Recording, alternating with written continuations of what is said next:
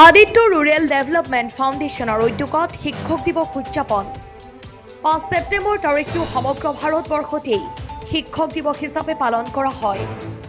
Aditya rural development ফাউণ্ডেশ্যনৰ উদ্যোগত ব্যতিক্ৰমী ৰূপত পালন কৰা হৈছে শিক্ষক দিৱস।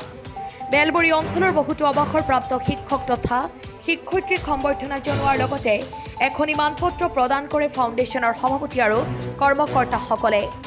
আদিত্য ৰুৰেল ডেভেলপমেণ্ট ফাউণ্ডেশ্যনৰ উদ্যোগত আয়োজিত অনুষ্ঠানটোত প্ৰথমে বেলবৰী অঞ্চলৰ বহুতো ছাত্ৰ ছাত্ৰী আৰু শিক্ষকসকলে একেলগে হৈ শুদ্ধ কণ্ঠ ভূপেন হাজৰিকাৰ মানুহে মানুহৰ বাবে কালজয়ী গীতেৰে অনুষ্ঠানটোৰ আৰম্ভ কৰে।